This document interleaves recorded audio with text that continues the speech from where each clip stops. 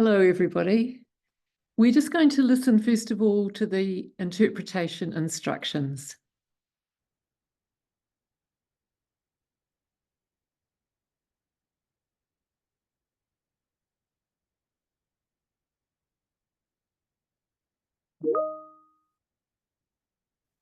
Welcome to your meeting with ICM. The interpretation button should appear at the bottom of your screen, next to the Share Screen button. By clicking on the interpretation button, you can choose the language you would like to hear. The interpretation button will then transform this meeting into the selected language. To change the language you would like to hear again, follow the previous procedure by clicking on that same button. By default, you will hear the selected language at 80% volume and the original audio at 20% volume. If you would like to mute or unmute the original audio, click on the corresponding option within the language button. Enjoy your meeting. Bienvenue à votre réunion avec l'ICM. Comme la réunion propose une interprétation simultanée en français, le bouton Interprétation devrait apparaître en bas de votre écran à côté du bouton Partager l'écran. En cliquant sur le bouton Interprétation, vous pouvez choisir la langue que vous souhaitez entendre. Le bouton Interprétation se transforme alors en la langue sélectionnée. Pour changer à nouveau la langue que vous souhaitez entendre, suivez la procédure précédente en cliquant sur le même bouton. Par défaut, vous entendrez la langue sélectionnée à 80% de volume et l'audio original à 20% de volume. Si vous souhaitez couper ou supprimer l'audio original, cliquez sur l'option correspondante dans le bouton de la langue. Bonne réunion. Bienvenido a su reunión de la ICM. Como la reunión ofrece interpretación simultánea en español, el botón Interpretación debería aparecer en la parte inferior de su pantalla, junto al botón Compartir pantalla. Haciendo clic en el botón Interpretación, puede elegir el idioma que desea escuchar. El botón Interpretación cambia entonces al idioma seleccionado. Para volver a cambiar el idioma que desea escuchar, siga el procedimiento anterior pulsando el mismo botón. Por defecto, oirás el idioma seleccionado a un 80% de volumen y el audio original a un 20%. Si quieres silenciar o desilenciar el audio original, haz clic en la opción correspondiente del botón de idioma. Disfruta de su reunión. Welcome everyone. Feel free to introduce yourself and share your comments during the webinar by clicking in the chat. And if you have questions, please use the Q&A button. Over to you, Sally. Thank you, Bruna. Good morning, good afternoon, good evening, everyone, depending on where you're joining us from. We know that today we really have a truly global audience. Thank you all for joining us today to celebrate Midwives and learn more about our vital role in climate action. Yesterday, we celebrated the International Day of the Midwife, recognising the dedication and impact of midwives worldwide. Today, we continue our celebration, focusing on the critical role that midwives play in addressing climate challenges. As we reflect on yesterday's festivities, let's remember the theme for this year: Midwives, a vital climate solution. Climate change poses significant health risks, particularly to women and babies. Yet midwives stand resilient, advocating for sustainable practices and providing essential care, especially in times of crises. But to keep up the good work, midwives need support, and that means investment, resources, and a seat at the decision-making tables. So, as we continue our International Day of the Midwife celebrations, let's cheer for our achievements, but let's also advocate for the changes needed to build a sustainable future for midwifery and for the planet.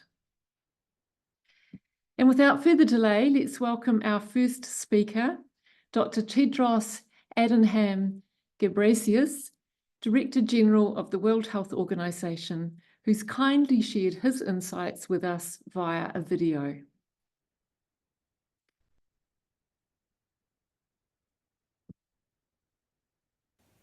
Dear colleagues and friends, while they deserve our appreciation every day, on the 5th of May, we give special recognition to midwives and midwifery personnel around the world.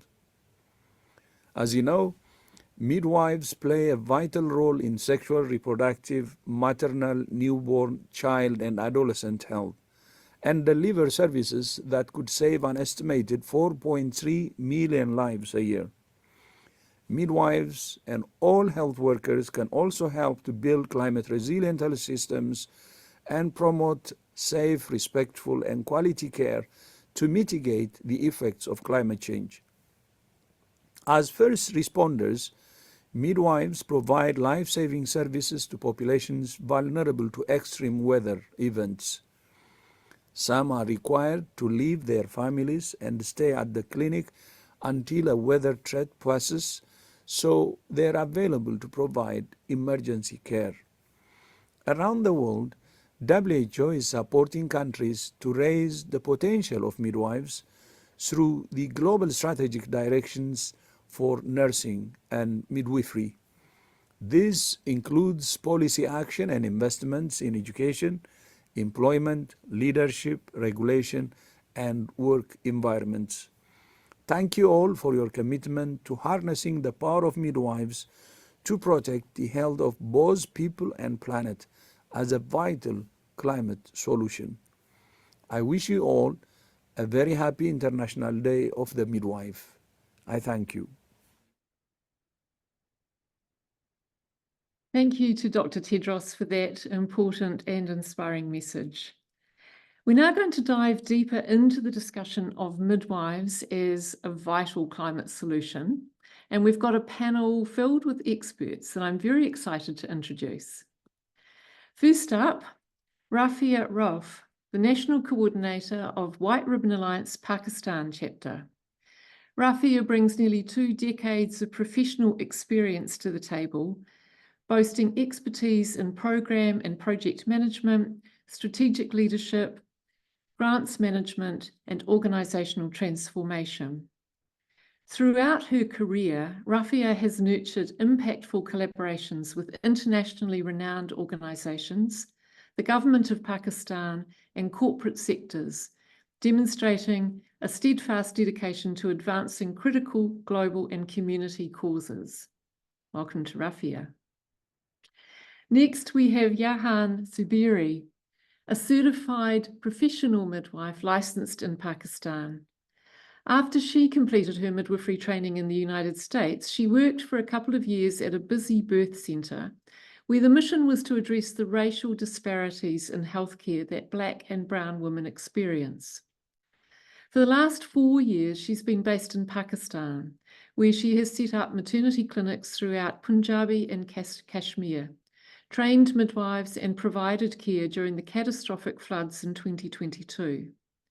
For the last year, she's lived in Karachi, where she's been providing prenatal and postpartum care to women from the island communities and has been attending home births in the cities. Welcome to Yahan. And next, Paulina Ospina, Associate Director, Maternal and Child Health Programs at Direct Relief. Paulina joined the United States-based nonprofit Direct Relief in 2009, with prior work experience in the pharmaceutical industry and clinical research. Paulina works on topics of maternal, neonatal, and reproductive health, including supporting midwives in humanitarian and fragile settings. Paulina works with healthcare partners in the United States, Africa, Asia, and Latin America. Welcome, Paulina. And finally, Maeve O'Connell, Assistant Professor of Midwifery at Fatima College of Health Sciences, Abu Dhabi, in the United Arab Emirates, where she's been teaching and developing the first accredited Bachelor of Midwifery degree program in the UAE since 2021. She has over 15 years of experience as a registered midwife and nurse, with a Master's in Advanced Practice from King's College London and a PhD in Medicine and Health from University College Cork. She's also a Fellow of the Faculty of Nursing and Midwifery, and I think that's Oh gosh, I was going to look that up. The RCSI, I did, but I can't remember what it was. College of Surgeons, I believe. You can put me right, Maeve. A prestigious honour that recognised her exceptional contribution to the field. So let's get started with some questions to our panellists. And we're going to start with Rafia. Rafia, you were part of a White Ribbon Alliance report called Birth in a Burning World. How did the findings of that report highlight the specific vulnerabilities of pregnant and lactating women to the impacts of climate change? Okay, thank you, Sally. Okay, before I answer this question, I first want to brief everyone very quickly about the study, just so everyone understands, the context. So like back in 2022, White Ribbon Alliance Pakistan chapter collaborated with Human Rights Watch to explore how pregnant and lactating women, especially those from economically disadvantaged backgrounds, navigate extreme heat. Now, we all know that there is an established connection between high temperatures and adverse pregnancy outcomes. But we know very little about the personal experiences, of these women, who are dealing with high temperatures. So we designed a qualitative study under which we conducted in-depth interviews of 16 women, 8 pregnant and 8 lactating, belonging to rural and semi-urban areas in district Shikarpur of the Sindh province in Pakistan. Now, why this area? District Shikarpur is one of the areas in Pakistan which experiences high temperatures. The average temperature in this district during the summer season, which in Pakistan is like somewhere around May till September, is around 105 to 109 degrees Fahrenheit. The district also experiences heat waves. And during the heat wave of 2022, the temperature was from 114 to 118 degrees Fahrenheit. Now, I want you to keep these figures in your mind when I share with you the experiences of women that we spoke to. For a start, imagine being pregnant or lactating in this heat. Now, what is your top priority? To stay cool. So how are these women doing that? Well, they're taking multiple showers in a day. What do I mean by multiple? 5 to 7 times every day. And obviously, they're drinking a lot of cold water as well. Now, just as their use of water has increased, so has of everyone else in the family. Now, as you know, women in rural areas have to fetch water for the household use. And even where they don't have to travel and they have like a hand pump at home, it is never in a shaded place. So either they would have to walk for miles in heat while pregnant to get water, or they will have to stand in a heated area and pump water several times during the day. Another thing, like when it's really hot, we don't feel like eating anything. Well, same goes for these women. Now, we found out that these women were basically taking a lot of yogurt or lassi, which is like a yogurt shake. Now, yogurt is very good for your health, but is not sufficient for your dietary requirements. So what's happening is like their health is suffering, and along with that, that of their baby. Then there are the long power outages. And when I say power outage, I mean something like 8 to 12 hours of power outage every day. Now, this is made worse by the fact that majority of these women can't afford a solar panel. So they have two options. Either there's a hand-woven fan or a very basic solar unit without battery storage, which basically means it works during the day, but not at nighttime. So at nighttime, they're hardly able to sleep because of the extreme heat. Now you can just add the sleep deprivation to the food deprivation I spoke of earlier. Now, with all this going on, the responsibilities for taking care of the house and of the children remain unchanged. So they are still spending long hours cooking and taking care of children who are also getting increasingly frustrated and repeatedly ill because of the heat. They're having dysentery, loose motions, vomiting, heat stroke. Now, I remember we spoke to this woman in District Shikarpur. She had recently given birth. That means her pregnancy was during this whole heat wave. And she said that my pregnancy was the worst experience of my life because of the heat. Now, imagine thinking of your pregnancy like that. Now, on top of it all, in Pakistan, the livelihood of around 70% people is associated with agriculture, either directly or indirectly. So extreme heat leads to decrease in water resources and increase in dry and barren lands. Now, this leads to economic challenges on the one hand for the entire family. On the other hand, it puts subsistence farming at risk for these women.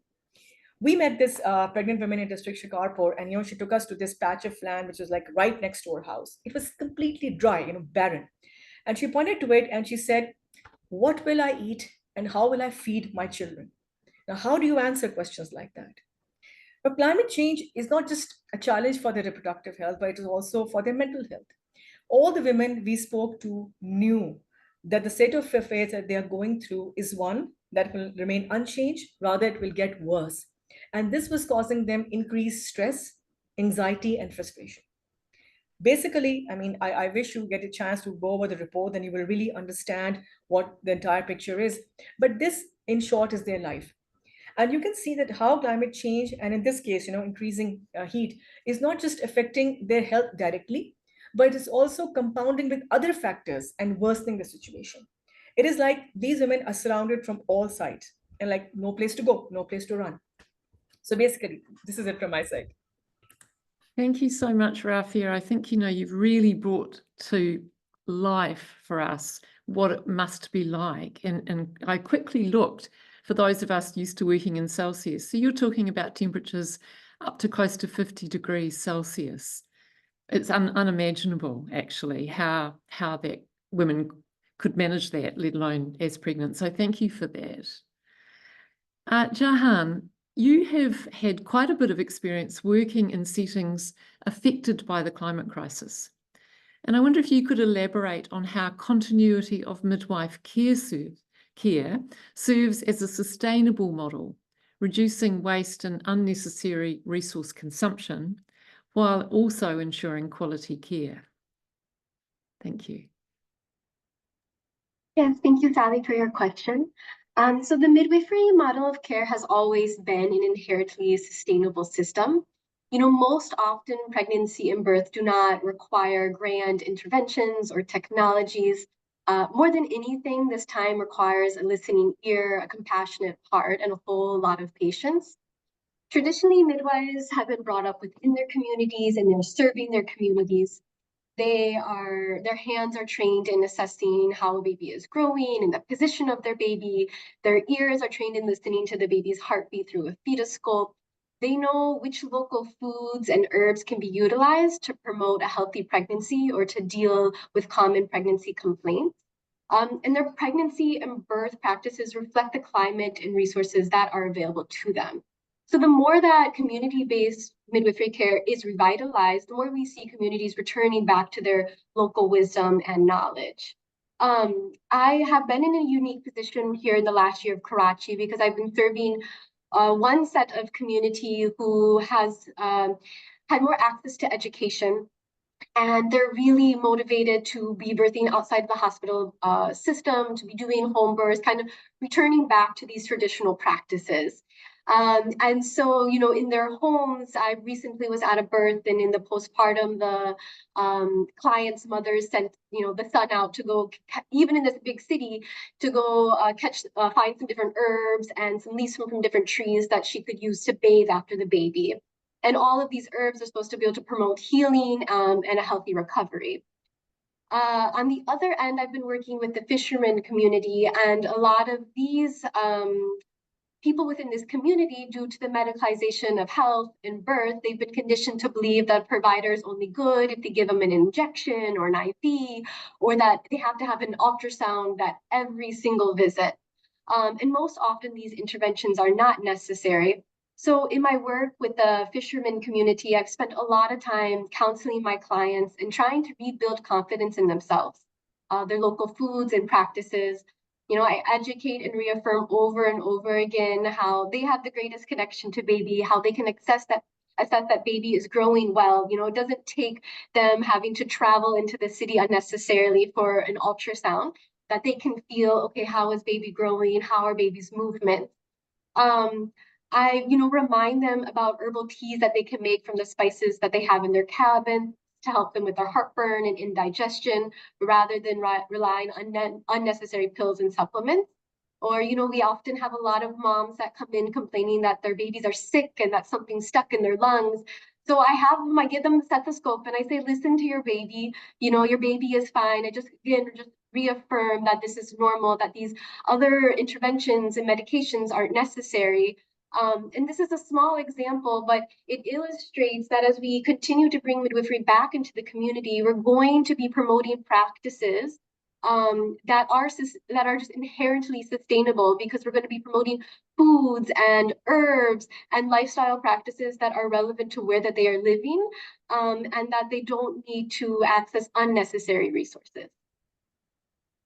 Yeah, Han, thank you so much. That's a really lovely description of how continuity of midwife care really brings childbirth back to being part of the life of a community that can be supported within that community. So yeah, thank you so much for showing us that sustainable model. We're going to move now to Paulina. And Paulina, through your work with Direct Relief, you've leveraged midwives as first responders during crisis situations.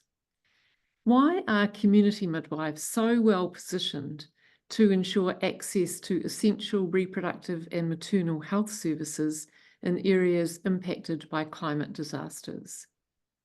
Thank you, Sally. So Direct Relief is an organization that's been providing humanitarian medical aid for over 75 years. And our model has always been to support the local actors that are providing health services within their communities, because they're the people that understand what the needs are and understand and know the community better than anybody else. Midwives, of course, fit this bill perfectly. They're already embedded in the community, they're representative of the community, and so that trust for delivery of health services already exists. We know that the people who are most vulnerable in a disaster are the people who were most vulnerable before a disaster. And this is especially true of pregnant persons and newborns who face particular challenges around climate disasters. As we've just heard, extreme heat, extreme flooding, wildfire smoke, all of those things increase the likelihood of obstetric complications. And so midwives, of course, are already providing these health services and are in a unique position to be able to provide these health and life-affirming services during a disaster. They're just uniquely positioned to do that by the type of provisions of services that they're giving. And because we also see a disruption of normal health service delivery during disasters, it's important that you have providers that can reduce the barriers to access for health services. And we've seen that midwives, for whatever reason, are just highly motivated to bring health services to the people that need it most. We've seen this repeatedly over and over again, that they will mobilize in whatever capacity is necessary or needed to be able to bring health services to the people when access to health services cannot be reached through the normal avenues. And we've seen this, like I said, repeatedly over many different situations. We saw this in the fall when we had the wildfires here in the United States and Hawaii. The very first requests for medical aid that we received were actually from midwives. And the very first shipment that left our warehouse at Direct Relief was a shipment of medical backpacks requested by midwives at Healthy Mothers, Healthy Babies in Hawaii. And they were requesting that to be able to do triage. They were moving from one island, Oahu, to Maui to be able to provide health services. And they were really essentially the very first responders that were arriving there. And when we got there, our emergency response team got there, the midwives had already built relationships with the Department of Health and were able to pave a pathway for us to get into quick entry. And so we knew who to call to get through the blockades to provide services in emergency times. And they were already there on the ground providing services. So we've seen this over and over again, whether it's within their own community. They're very good at being able to mobilize themselves, but they're also really good at mobilizing in neighboring communities with other midwives. And so it's been a highly effective way to be able to ensure for us as a humanitarian medical aid organization that we are providing resources to those people who are going to be most impactful and most targeted for the communities and populations that needed most during a disaster. And that always means midwives. And so for us, we try very hard to make sure that we're keeping that front and center when we're thinking about emergency response. Thank you, Paulina. I think that is a very lovely sort of reflection of what Jahan said, that when you've got midwives in the community, there's so much more opportunity than, I mean, yes, of course, you know, providing care within that community, but in a disaster, also being able to be the ones that are going to make a difference immediately. So thank you for that and for recognising that. Maeve, we're going to turn to you. You've done quite a lot of research around breastfeeding and its positive impacts on carbon emissions. Could you discuss the environmental impact of formula feeding and how midwives can play a role in promoting and enabling breastfeeding for a longer duration? Thanks. Thank you, Sally, and happy International Day of the Midwife. So there's many environmental impacts of formula manufacturing. If you think about all of the industrial processes that this encompasses, there's things like the water involved in production, there's the energy that's used during the actual industrial processes themselves. There is dairy farming, which impacts the water quality of the surrounding areas as well. There are many emissions from all of the agricultural part from the dairy farming itself. And then there's actually the transport that's involved as well to market and packaging. And so for me, as a midwife, I suppose maybe you're wondering, how did I become involved in this research that I've done? I'm an Irish midwife, and one of the main industries that we have in Ireland is actually farming, massive producers of dairy products, and actually one massive producer of formula as well. And during my PhD, one of my best friends actually had a baby and breastfed, and she extended breastfed, and she became very interested in breastfeeding. And she was also an engineer who was researching renewable gas. And so over multiple conversations, this piece of research grew. And I suppose that's the impact of academic midwifery as well. We do have this ability to harness the evidence and to create research. So what we did, our team, which was obviously based in Ireland, we explored the possibility of decarbonising the emissions from the production of infant formula with renewable gas. And that's been suggested as a potential solution to decarbonising the industrial process of formula production, essentially greenwashing formula. You know, putting a label on the formula can and saying, well, this is as climate friendly as breastfeeding. But as midwives, we know that can never be, it just can't. But our team of environmental engineers, me a midwife, and we also in the end had an environmental ethicist, Dr. Cian Minswu. We compared two countries, Ireland and China, and we found that achieving global nutrition targets of 50% will save more emissions than fuel switching. So we actually have done the calculations and had the argument to support that. So it's really, really interesting piece of work that I'm delighted to have been a part of. And I think that's the power of midwifery, isn't it? It's bringing that knowledge to other disciplines as well, who perhaps might not have seen the problems with maybe formula feeding as well, because it is a choice that is needed for women, because we know that sadly many women cannot meet their breastfeeding goals, and so there is a role for formula feeding. So the conclusion of our research was that breastfeeding support programs support a just transition, and we need to support breastfeeding to continue to mitigate climate change. And a key recommendation of our work is to position breastfeeding support as both a public health and a climate justice issue that is relevant for a just transition. From the midwifery perspective, I think that we need to celebrate those who breastfeed to 6 months and beyond, and recognise that every breastfeeding journey is personal. Some women will face challenges, and for some women it will be really straightforward. But also remember that it's a relationship. It's not just about the feeding, and there's so many benefits to breastfeeding that we're all so passionate about. And I'm preaching to the converted here. I know we're all singing from the same hymn sheet. We're all well versed in the benefits of breastfeeding. I don't need to go into that. But I think if we think about the fact that many parents end their breastfeeding journey unhappily, and in the UK up to 80% of women say that they did not breastfeed for as long as they wished to. I think that we have a very important role in supporting women to breastfeed and understanding the impacts of formula in the environment can help us to maybe to talk to them and educate them as well.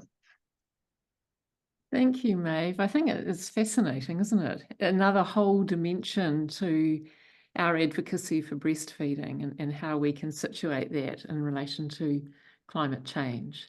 So thank you for that. Rafia, we're coming back to you now.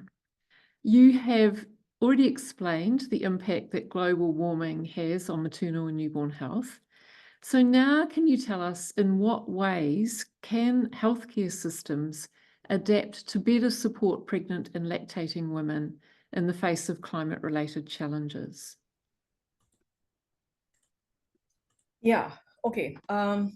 Actually, when we were conducting our research at that time, in addition to asking women about their challenges, we also asked them about potential solutions for these. Moreover, we also spoke to some healthcare providers and some relevant government officials regarding the measures that need to be taken. Now, based on these discussions, I think we can chalk out kind of like 3 broad areas where emphasis needs to be placed. First of all, from the women's side, there was a repeated request for access to information about extreme heat's impact on maternal and newborn health, so that they can understand the risk and how to, protect themselves. And they wanted this information to come from the healthcare providers. They proposed running of maternal and newborn health-centered heat awareness campaigns, with information and advice for women and for their families on maybe like inexpensive cooling techniques for themselves. For instance, use of foot baths and, use of wet cloths, and shuttering of windows, things like that, which they could easily manage. They even proposed doing these campaigns through mobile phones, which have a very high penetration across, Pakistan.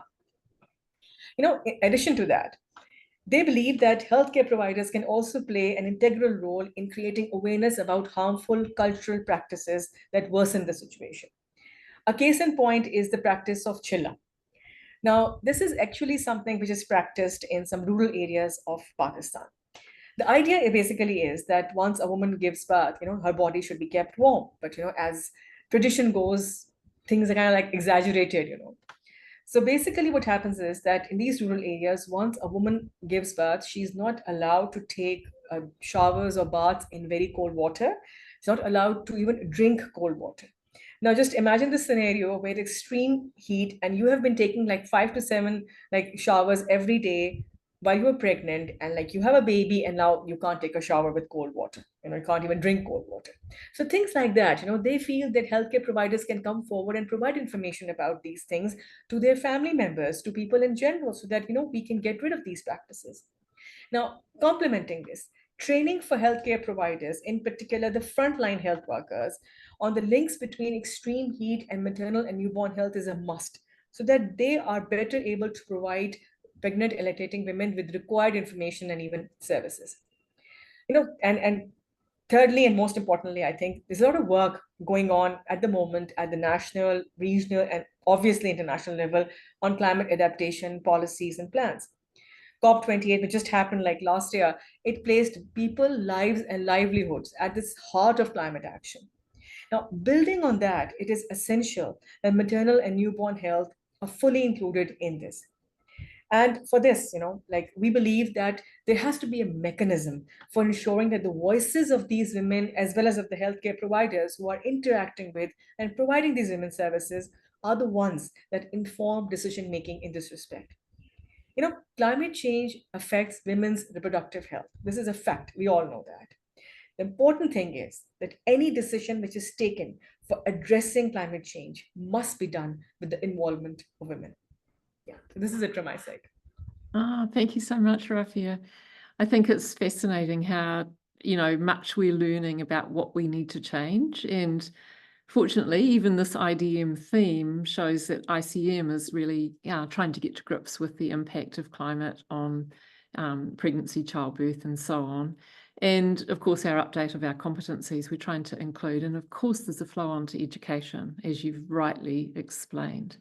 So thank you so much for that. Jahan, you are also an advocate for sexual reproductive health and rights. How does the integration of SRHR in climate change planning and response help resilience in climate-affected communities? Yeah, so first we have to recognize the impact that climate can have on SRHR. In droughts, floods, or extreme events, women and girls can become climate migrants or displaced. These events can increase the vulnerability to gender-based violence, loss of continuity of care, access to care.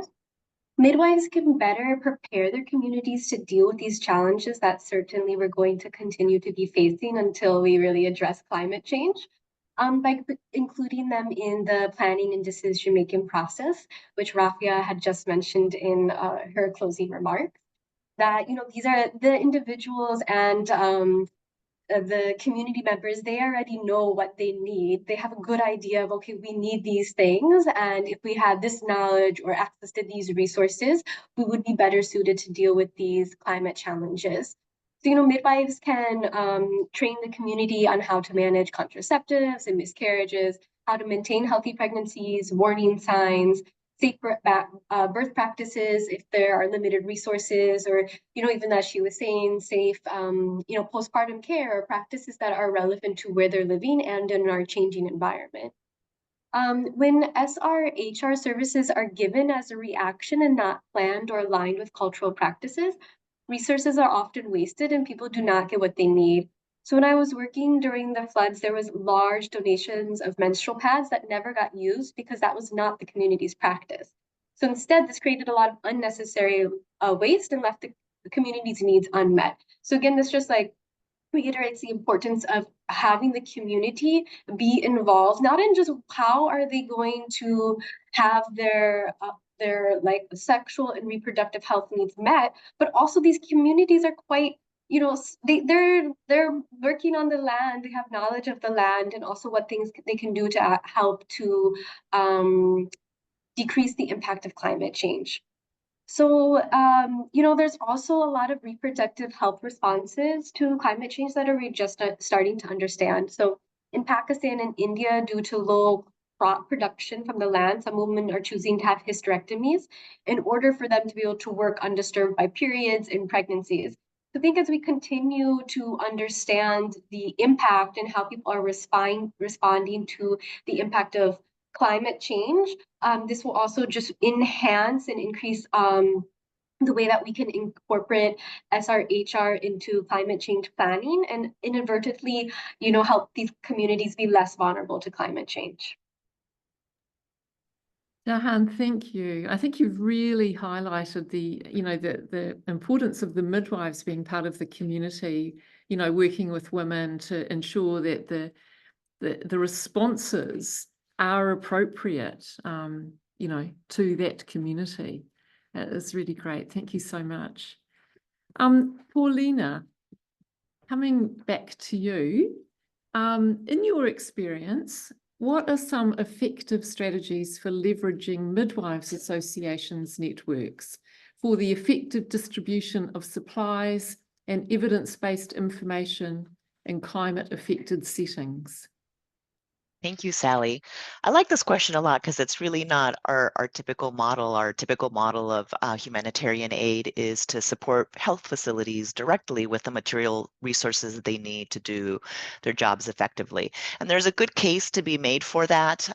We want humanitarian aid to flow to the people who need it most and who are going to be most effective in using it. And of course, being able to adequately resource providers to meet the skills and deliver on their skills is really great.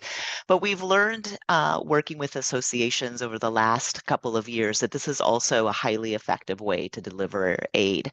Over the last 5 years or so, we've been working collaboratively with ICM to be able to support midwives associations with medical aid distribution. And I particularly like this model for several reasons. First of all, the associations, because they work on the national level, have the capacity to have a really wide geographic impact. Which is really appealing, I think, to us as a humanitarian organization, but also for the associations to be able to have just high impact with the work that they're doing. And so what we've seen associations do is that they are already knowledgeable of a large network of health facilities across the country. They already know which of those facilities are in need of resources. They know which ones are employing midwives. And so they are really well positioned to make decisions about how to distribute medical aid effectively. Which has been really wonderful aspect of working with associations. The other thing, and a learning that I think was unexpected, at least for me, is that they do it often in collaboration with government. So for example, this year we've been talking with the Midwife Association of Kenya to do a distribution of midwife kits with them. And they are choosing to do their distribution in collaboration with the county heads of their health governments. And this can be really beneficial for associations in terms of giving them a voice for advocacy and policy changes. So this was really highlighted for me a couple of years ago, 2 or so years ago, when we did a large distribution of midwife kits to the Uganda Nurses and Midwives Association. And they were able to leverage that donation to work with their MOH and to really cement the relationship with them because they were bringing in a donation of high value. They were able to demonstrate that they had an important seat at the table to be able to bring resources into the country and be able to resource some of their most important providers. And they were able to leverage that donation so that when it came in, they did a joint press conference with Ministry of Health. Again, they collaborated with government to collaboratively decide where distribution would go. And all of this activity related to the donation was able to enhance the relationship and their ability to have a voice. And so that was something that came unexpected to us, but was really helpful to have an effective distribution of aid and make sure that it was reaching the right places and the right midwives, the right providers where it was needed most.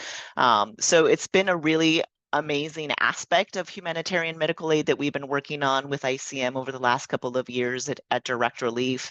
And it's been a really nice complement to what's been our normal model of humanitarian aid in ways that allow us to reach and to provide impact and to provide benefits in areas that we don't normally reach by being able to directly send to a health facility, but working with the associations has these other ancillary benefits that I think are really important when you're thinking about policy change and advocacy. Thank you so much, Paulina. I feel like there's a bit of a theme going on here to do with midwives being in communities connected and actually able to take action appropriately in meeting the cultural and practical needs of the community that they know so well. And, you know, working with Direct Relief has been an absolute pleasure for ICM as well, because we really feel like we're doing something together that's effective. So thank you.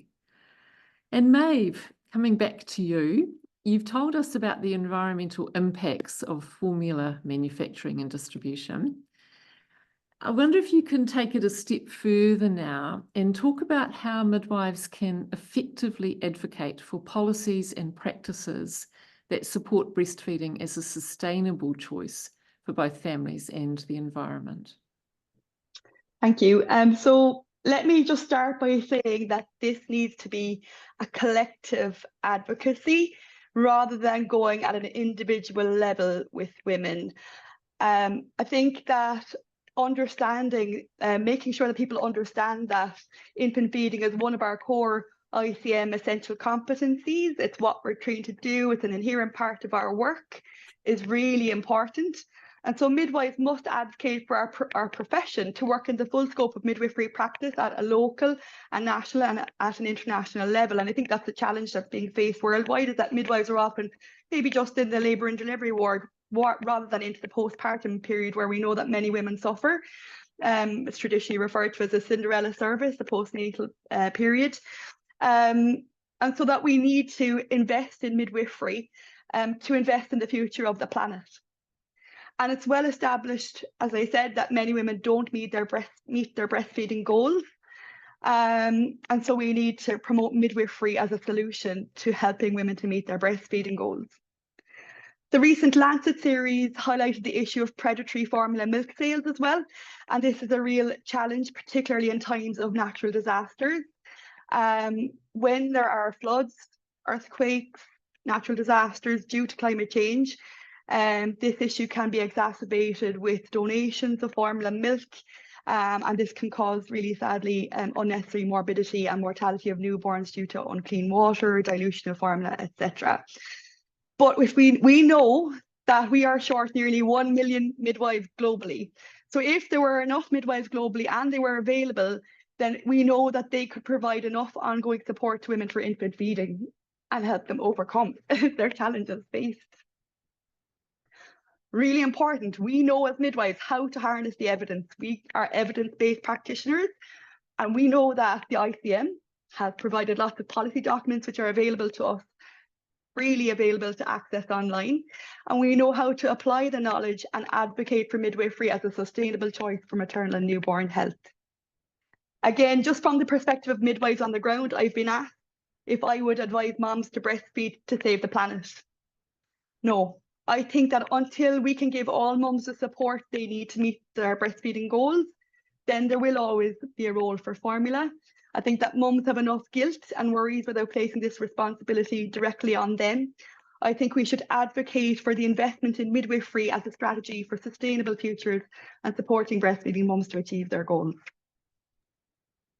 Thank you, Maeve. It's very complex, isn't it? And the shortage of midwives and the lack of education that some midwives have, or their lack of actual competence to work across the full scope of practice of a midwife. There's so many challenges. Yeah, very, very complicated. Very complex. Yeah, thank you.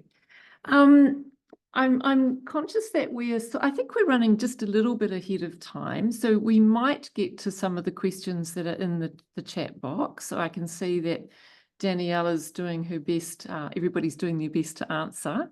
But before we move to those, let me come back to the panel. We ask them all for a one sentence, great answer. No pressure. After this discussion that we've had, what would be your call to action for the International Day of the Midwife? And Rafia, let's start with you. Yeah, okay. I think I'll build on my the answer to my last question when I was talking about, involving women in decision making, all decisions which are taken for addressing their issues. So I think I would say that, let women's voices guide climate adaptation measures. So that's it from my side. Let women's voices be the guide. Women be the guide. Brilliant. Thank you so much. Jahan, how about you?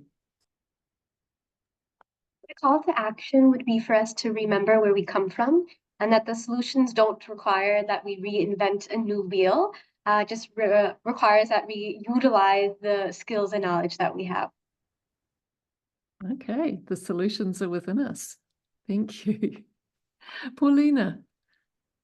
Yeah, I would say that for organizations like mine that provide humanitarian medical aid, to ensure that midwives are front and center as part of their emergency response plans. So we often think about emergency response, but we don't often think about how to support moms and babies and who's best equipped to do that. And so I think just keeping midwives front and center as part of emergency response. And for this audience, I would also say for every midwife on this call to think of yourself as the first responder, because that's the work that you're doing every day, and it's no different when a disaster happens. And so give yourself that title and that role because you're doing the work already. Brilliant, thank you. And Maeve? My call to action is the same song we've been singing all the time: to advocate for more midwives globally and to increase access to high quality midwifery education. Midwives working in their full scope of practice, please. Brilliant. Okay, so just to summarize, We need to listen to the women. They know, and they should be our guides. This is a fundamental midwifery principle. The solutions are within us anyway. We all know because we're part of the communities, and so listening and acting on what we know.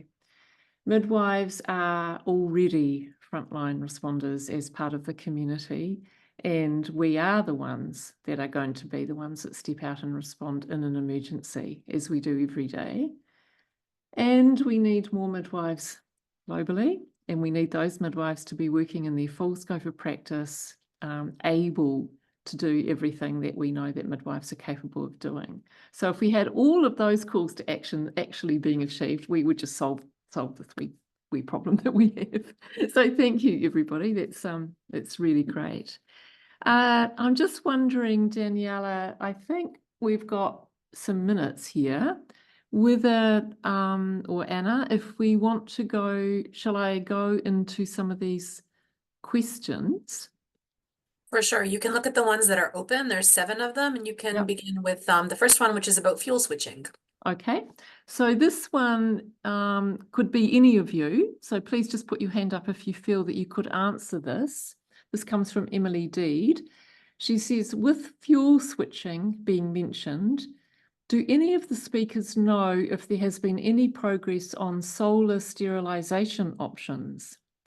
This is a valuable emission reduction opportunity for lower income settings, also making work safer and easier for midwives.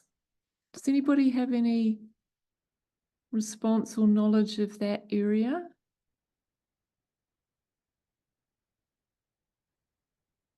Not seeing any hands coming up.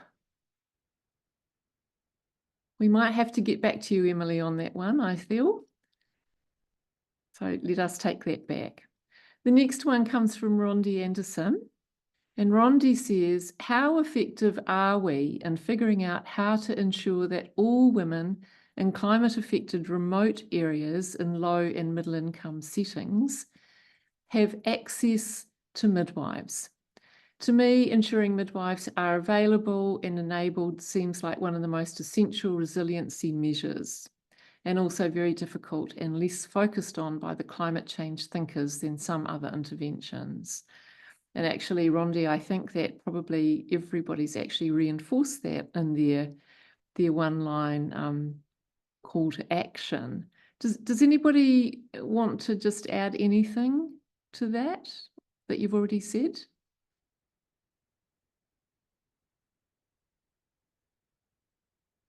Okay. Oh, Paulina, please go ahead. Hi, Sally. So yeah, I would say that, in the last couple of years, I have seen a lot of momentum from midwives themselves thinking about this particular topic. And so I know that there's been protocols that are being worked on and developed. ICM, I know that you are working on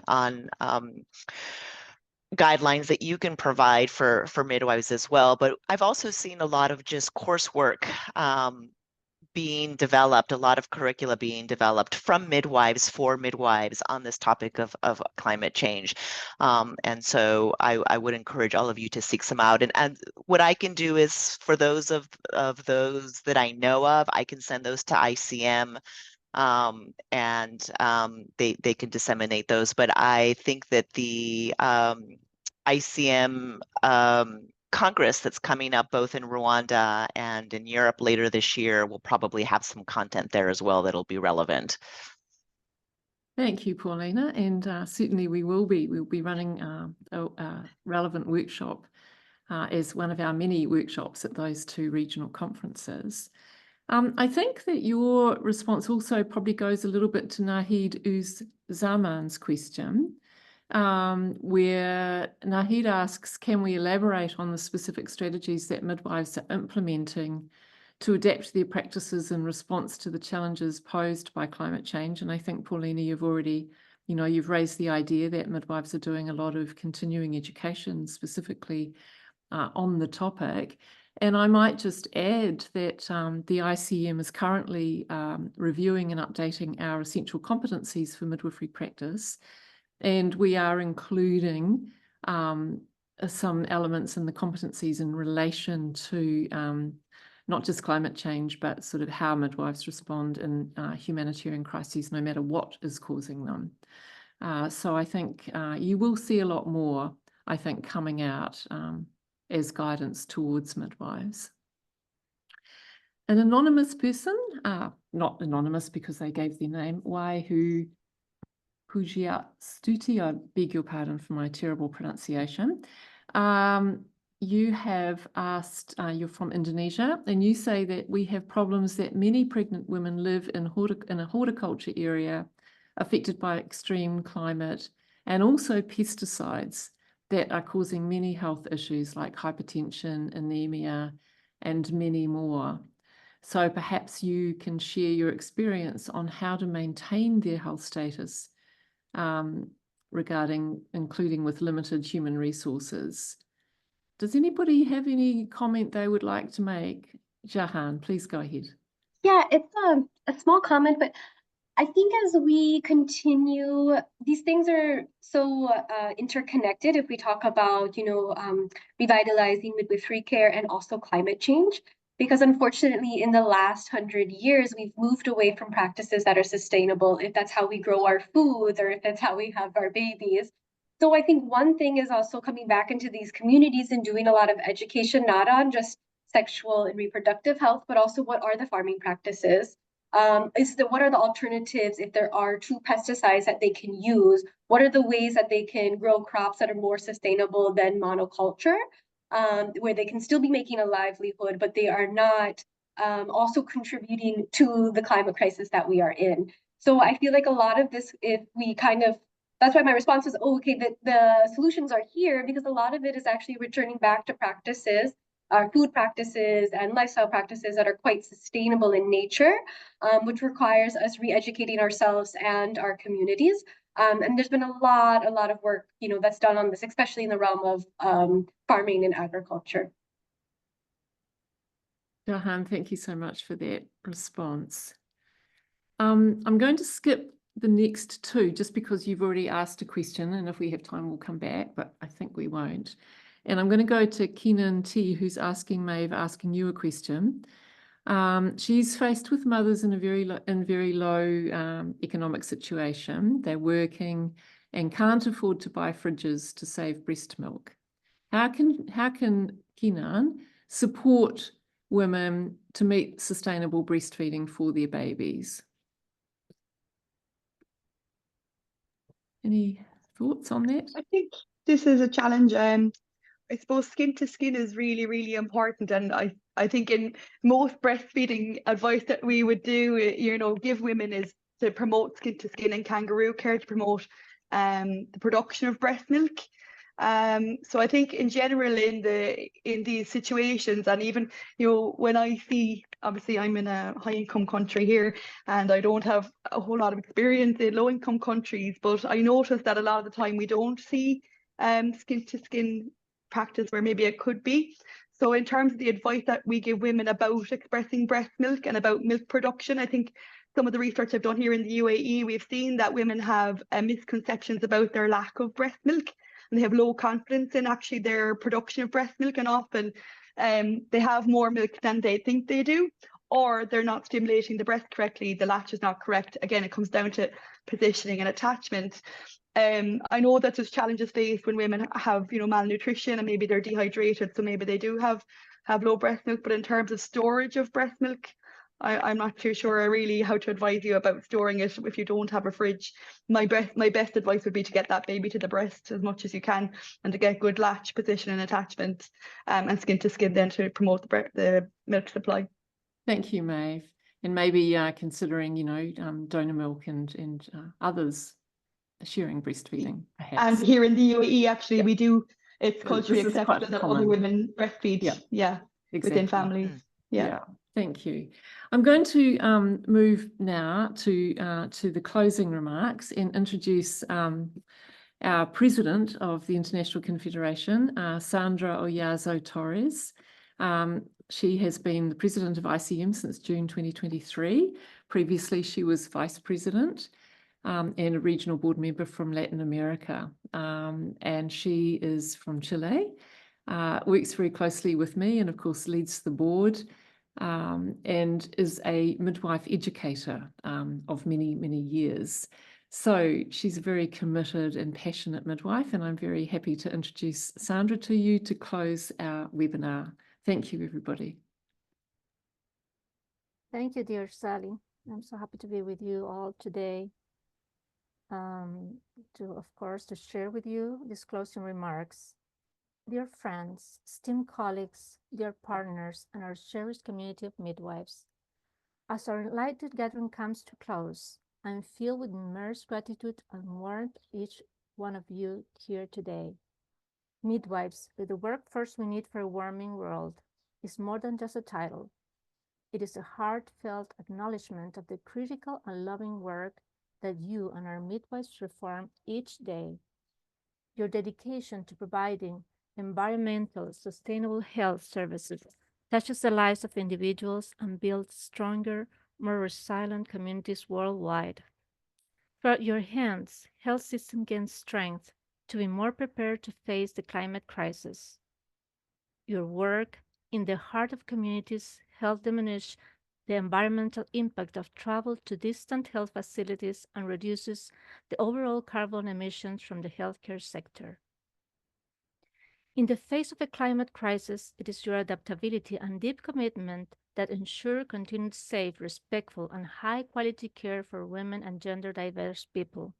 The role you play is not just about healthcare, it is about maintaining a thread of normalcy and safety in tumultuous times. The beautiful journey of motherhood is made safer and healthier through your guidance. Your support for breastfeeding mothers exemplifies a natural and loving approach that benefits the planet and nourishes both babies and mothers. Moreover, your role in providing education, contraception, and comprehensive care empowers women to make informed choices about their reproductive health. This empowerment fosters women's rights and boosts the resilience of families in the face of global challenges. As we part away, let us hold close the stories shared and the knowledge exchanged over these past days. Let us continue to advocate for the support and expansion of midwifery, recognizing that this profession is not just about caring for the individual, it is about nourishing the future of our planet. Midwives, thank you for the love and passion you bring to your work. For it's truly your love that transforms and heals our world. Let's carry forward the spirit of today, inspired and united in our efforts to make a lasting difference. With this event, we finish our International Day of the Midwife celebration, but let's keep the momentum going as we keep advocating for the changes needed to ensure a sustainable future for midwifery on our planet. Join us as we call for investment, resources, autonomy, and sit at every decision-making table to include continuity of midwifery care as a cornerstone of health system planning for climate resilience. We need more midwives globally for a warming world. With deepest appreciation and heartfelt thanks, farewell until we meet again.